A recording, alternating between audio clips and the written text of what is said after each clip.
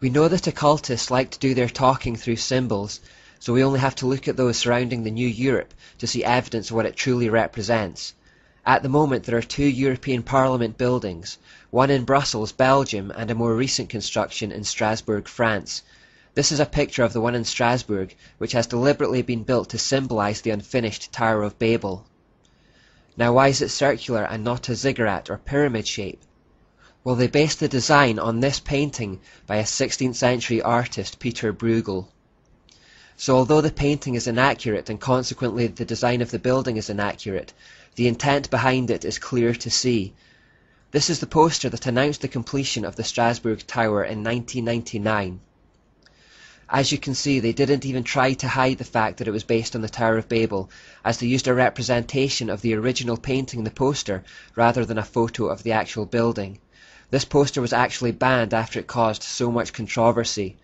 The slogan at the bottom right reads, "Many tongues, one voice." Remember that God scattered people with different languages to stop them constructing their satanic system and their satanic tower. Well, here they explicitly reveal the intention to reverse what God did at the original Tower of Babel and to reconvene in unified defiance of God. It has taken several millennia for Satan to achieve this reversal, but in modern-day Europe, and indeed in the whole world, there is now a dominant international language of English that the vast majority understand. This allows cooperation between nations that had been impossible since Genesis 11. You may also notice that there are 12 stars around the top of the tower in the poster. The EU flag is a circle of 12 stars, but notice that these particular stars are inverted. We know that inverted pentagrams represent Satan as the horned god Baphomet. So we have openly satanic symbols not only alongside, but encircling and hovering over the new Parliament building. This is symbolic of Satan's position of authority in the European system. Here is the actual EU flag. The European flag was itself designed by a devout Catholic, Arsène Heitz, who was inspired by the halo of 12 stars that often encircles Mary's head in Catholic pictures. Pope John Paul dedicated the continent of Europe to Mary, and his successor Pope Benedict XVI made the unification of Europe under Mary's Catholicism the primary goal of his papacy. Because the Catholic Mary is none other than the ancient demonic deity Asherah, they were dedicating the European Union to her spiritual rule. One thing I've also noticed recently about the EU flag is that they've started stylizing it into an all-seeing eye symbol at various events. The circle of stars becomes the center of the eye, and the lines above and below act as the lids. The national anthem for the European Union is Ode to Joy. The lyrics were written by Friedrich Schiller, and the poetic translation of the German goes as follows. Joyful spark of hope and glory, unity with the divine, drunken under fire goddess, we approach thy holy shrine. Thy magic shall unite forever those nations which were not. Every mortal becomes one, and your rule shall not be forgot. So the national anthem of Europe is therefore an anthem to Asherah that talks about bringing everyone into unity with the divine so that we may become as gods ourselves. It talks about entering the shrine of the pagan goddess with drunkenness and being united by the power of magic and fire. This is deeply wicked stuff. Within the main chamber of the Strasbourg unfinished tower building there are 679 seats. They have all been filled except one which currently lies empty, the 666th one. And now to the crux of the matter. One of the first things I did in this series was to draw a line from Genesis 11 that talked about a literal Babylon to Revelation 17 that talked about Mystery Babylon as the mother of all prostitutes, the fountainhead of evil. My goal throughout this whole series in a way has been to show the link between those 2 points. So we can now go to Revelation 17 and it should start to make a lot of sense. Come with me, he said, and I will show you the judgment that is going to come on the great prostitute who rules over many waters. The kings of the world have committed adultery with her, and the people who belong to this world have been made drunk by the wine of her immorality. So the angel took me in the spirit into the wilderness. There I saw a woman sitting on a scarlet beast that had 7 heads and 10 horns, and blasphemies against God were written all over it. The woman wore purple and scarlet clothing and beautiful jewellery made of gold and precious gems and pearls. In her hand she held a gold goblet full of obscenities and the impurities of her immorality. A mysterious name was written on her forehead: Babylon the Great, mother of all prostitutes and obscenities in the world. I could see that she was drunk with the blood of God's holy people who were witnesses for Jesus. I stared at her in complete amazement.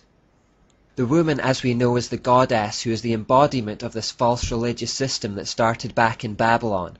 The same false mystery religion we've been following throughout all history in this series.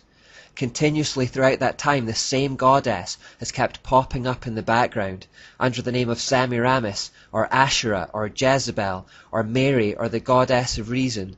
This evil system is the source of all obscenities in the world. We've seen that. How what started in Babylon has flowed down through history, creating all false religions and polluting people with evil ideas, causing oppression, death and misery by various means. Revelation tells us she is drunk with the blood of God's holy people. We've seen that too.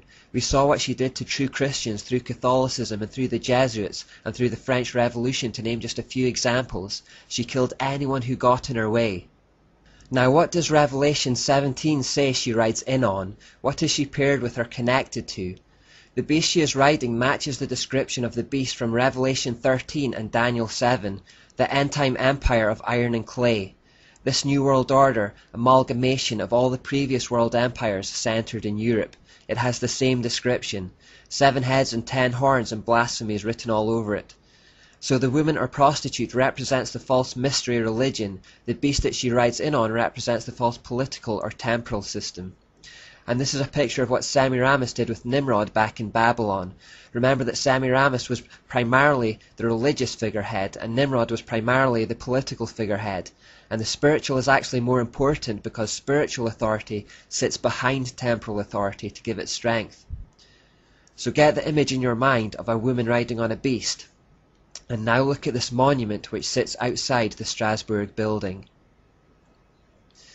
And now look at this one outside the Brussels building. A woman riding a beast, specifically a bull, is actually one of the primary motifs for Europe and has appeared on stamps, phone cards and currency.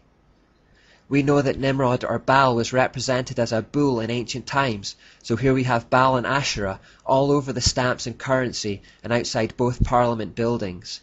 The prostitute and the beast, the false religious system riding in on the back of the false political system, the male and the female in one.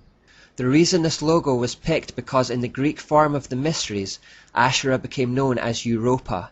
So actually, the entire continent is named after Asherah. And in one story, Zeus saw this beautiful woman, ran into the ocean with her and raped her. After her death, she was then given the title, the Queen of Heaven, which we also know is a title Asherah uses. The European Union has 3 legislative branches: the European Commission, the European Council, and the European Parliament. Most of the legislative power lies with the Commission and the Council. Both of these branches are completely undemocratic. Those on the Commission are unelected and it is unaccountable to any electorate. It cannot be changed or removed by the people.